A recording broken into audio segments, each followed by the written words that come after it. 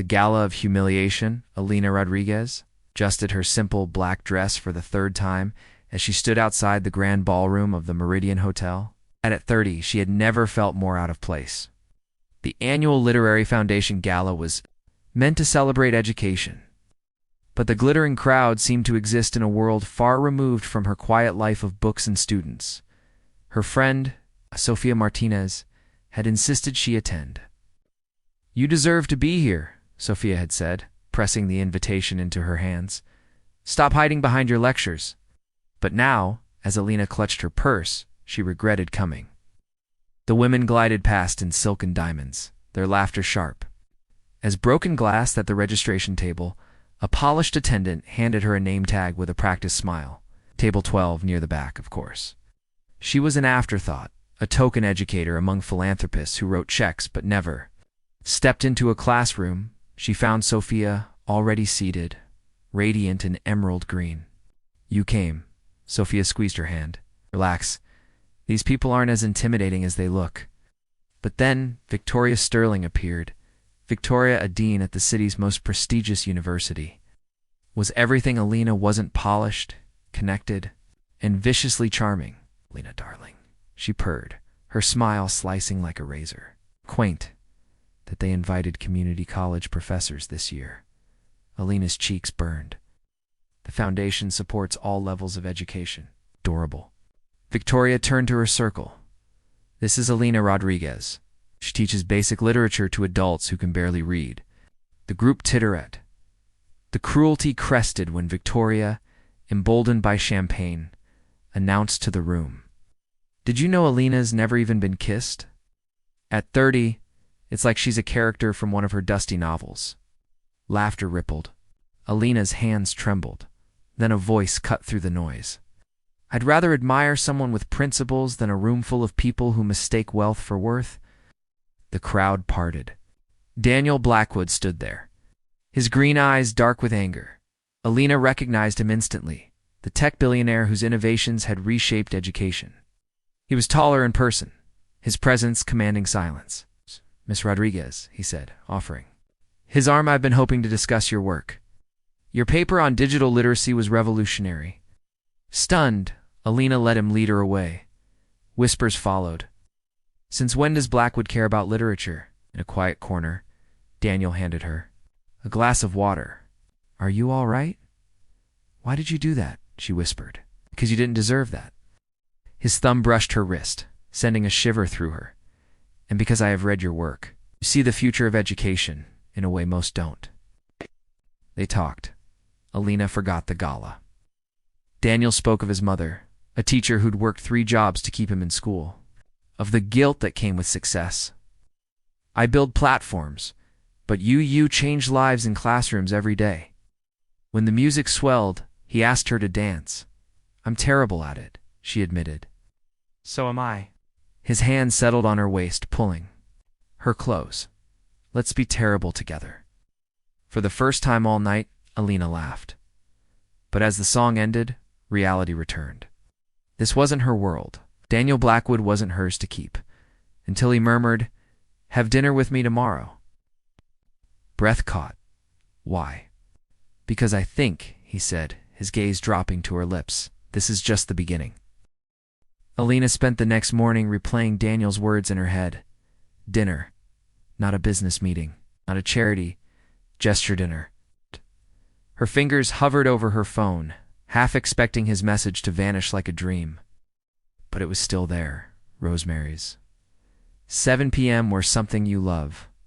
Simple. Direct. Terrifying.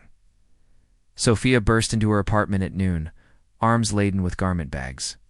"You're going on a date with Daniel Blackwood," she announced, as if Alina might have forgotten. "And you have nothing to wear." Alina frowned at the dresses spilling across her bed's slinky silks, daring necklines. "This isn't me." Exactly. Sofia held up a deep red dress. "Tonight you're not Professor Rodriguez. You're Alina. A woman who deserves a man who looks at her like that." "Like what?" "Like he's starving?" Sofia murmured. "And you're the only thing he wants to taste." Rosemary's was all candlelight and whispered conversations. Alina smoothed the red fabric over her thighs, heart pounding, as the mater d' led her to a secluded booth. Daniel stood immediately. He wore a dark gray sweater that made his shoulders look impossibly broad, his sleeves pushed up to reveal strong forearms. No tie, no pretense. "You're breathtaking," he said, his voice rough. The compliment sent warmth pooling low in her stomach. "You're not so bad yourself," he grinned, pouring her a glass of wine. "I was afraid you'd cancel." "Why would I? Because I'm—" He gestured vaguely. "Me and you're you." She tilted her head. "And who am I?" "Real," he said quietly. "In a world full of people pretending." Dinner was a blur of shared stories. Daniel spoke of his early days sleeping on couches, coding in coffee shops.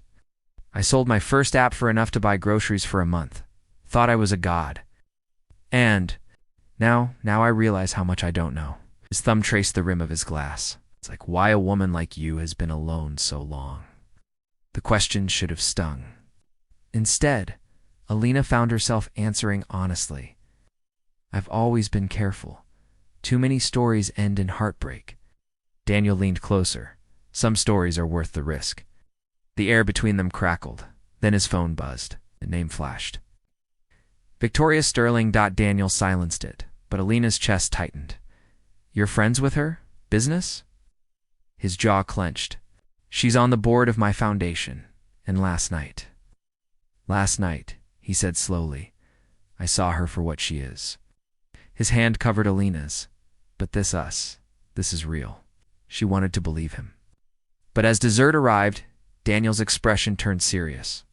"There's something I need to tell you." He hesitated. "I didn't just notice you at the gala. I'd seen you before." "At the college." Alina froze. "You what? 2 years ago?" "You were giving a lecture on Jane Eyre." His gaze burned into hers. "I sat in the back row. You never looked up." Her pulse roared. "Why?" "Because," he admitted, "I've been looking for you ever since." The drive to Daniel's estate was silent. Alina stared out the car window, her mind spinning. 2 years. He had known her, watched her for 2 years. The revelation should have sent her running. But the way he had looked at her when he confessed, like she was the only light in a room full of shadows, kept her rooted in place. The mansion loomed ahead, its iron gates parting silently. "You live here alone?" she asked as they stepped into a grand foyer. Daniel chuckled, loosening his collar. "Mostly. The staff disappears by midnight." His fingers brushed her lower back as he guided her down a hallway lined with modern art. "Come, I want to show you something." "Then the library," Alina gasped. Floor 2 ceiling shelves, first editions under glass, a rolling ladder, like something from a Victorian novel. She drifted toward a shelf, fingertips grazing leather spines. "Pride and Prejudice. 1813. This is a first printing." Daniel leaned against the doorframe, arms crossed. "I bought it for you." Her head snapped up. "Not just that one." He gestured to the shelves. "All of them. Every book Hirai collected them, thinking maybe this is the one she loved most." Her chest ached. "Why?" Instead of answering, Daniel crossed to a paneled wall, pressed a hidden latch. A door clicked open. Inside, a small study and a wall covered in photographs. Her photographs. Lecture halls. Coffee shops. Alina grading papers under a tree. She stumbled back. "What the hell is this?" Daniel's voice was raw. "I hired someone to find you after that lecture. I needed to know you were safe. Happy. This isn't normal." Her pulse pounded in her throat. "I know." He stepped closer, hands raised. "But I swear, it wasn't some twisted obsession." I had Chime cut him off. The gates. Someone was here. Daniel's face darkened. "Wait here." Alina didn't wait. She followed him to the foyer. Victoria stood in a fur coat, smirking. "Daniel." "Darling," she purred. Then she spotted Alina. "Oh," Daniel's voice turned lethal. "Leave." Victoria tossed her hair. "Not until you admit the truth." She turned to Alina. "Did he tell you about the other women? The ones he collected before you?" Alina's breath hitched. Daniel snarled, "Get out." Victoria dropped an envelope on the table. Read it yourself, Alina. Then ask him why he really chose you. As Victoria's heels clicked away, Daniel reached for Elena, but she snatched the envelope. Inside, a faded newspaper clipping. Local teacher. Killed in hit and run. The photo showed a smiling woman. Alina's breath left her body. Mom, Daniel, went pale. Alina, let me explain, but she was already running. Into the night, into the storm. Rain slashed at Alina's skin as she fled down the mansion's driveway, her heels sinking into mud. The newspaper clipping burned in her clenched fist. Her mother's face, that headline she'd seen 1,000 times in nightmares. Local teacher. Killed in hit and run, now in Daniel's house. A hand grabbed her wrist. She whirled to find Daniel, drenched and breathless. Alina, please. You knew her. Her voice cracked. You knew my mother. Lightning split the sky. In its flash, she saw the truth in his eyes. Yes, the word punched through her.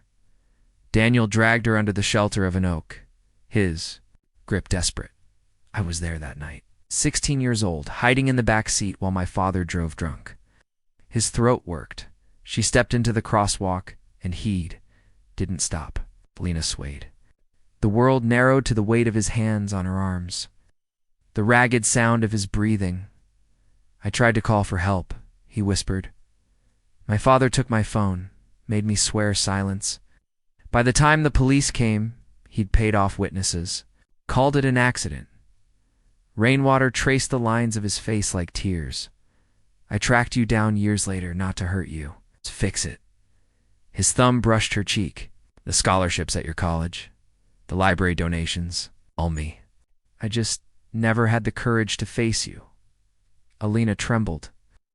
Every kindness, every opportunity a guilt offering, and the gala. Daniel exhaled sharply. Victoria set it up, as she knew who you were. Wanted to humiliate us both. Thunder rolled. Alina stared at this broken, beautiful man who'd shadowed her life. You should have told me. Would you have believed? Me, his fingers laced with hers. Or would you have run like you're running now? She had no answer. Then headlights. A silver Mercedes screeched to a halt. Victoria stepped out holding an umbrella. Touching, her smile was poison. But Daniel, darling, you forgot the best part. She tossed a flash drive at Alina's feet. Security footage. Proof his father swerved to hit your mom. Victoria's eyes glittered. She was pregnant. Alina's knees buckled. Daniel caught her, his roar tearing through the night. Liar. Victoria backed toward her car. Ask him, Alina. Ask why his family really wanted yours gone. Then she was gone, leaving only the storm and a truth more shattering than rain. The flash drive sat between them on the kitchen table, glinting under the dim light like a blade. Alina's hands shook as she stared at it. Pregnant. The word echoed in her skull. Had her mother been carrying a child? A sibling she never knew existed? Daniel stood across from her, his face ashen. I didn't know, he said hoarsely. I swear to you, Alina, I had no idea. She believed him. That was the worst part. The footage played on Daniel's laptop, grainy, black and white, but unmistakable. A car swerving deliberately toward a woman in a crosswalk. A woman who carried a small bag of groceries in one hand, the other resting gently on her stomach. Alina's vision blurred. Daniel slammed the laptop shut. My father is dead, he said fiercely. If he weren't, I'd drag him to hell myself for this. Silence stretched between them, thick with grief and fury. Then, softly, Alina asked the question that had been burning inside her since the storm. Why did he do it? Daniel exhaled sharply. Our families. There was history. My father was a developer. He wanted the land your grandparents owned, prime real estate near the city center. They refused to sell. His fingers curled into fists. He was a man who destroyed anything that stood in his way. Lena remembered then her grandparents. Old house, the one they'd lost shortly after her mother's death. The bank had claimed it was unpaid debt. Now, she wondered. Daniel reached for her, then stopped himself. I can't undo what he did, but I can spend the rest of my life trying to make it right. She looked at him, really looked. at the man who had carried this guilt for years, who had sought her out not to manipulate but to atone. The man who had defended her in a room full of vipers, who had filled libraries with books just to see her smile. And she made her choice. Alina took his hand. "We make it right together," she said. Epilogue. 1 year later, the new community center stood where Alina's grandparents' house once had. Children laughed in the literacy wing. A mural of her mother smiled from the courtyard wall. And in the quiet of the library, their library, Daniel pressed a kiss to Alina's bare shoulder as she shelved books. "You kept the dress?" He murmured against her skin. She turned in his arms, grinning. "The red one, the one you wore the night I realized I was already yours." He brushed his thumb over the silver band on her finger. "Even before you knew it." Outside, the first snow of winter began to fall, and for the first time in years, Alina felt no cold.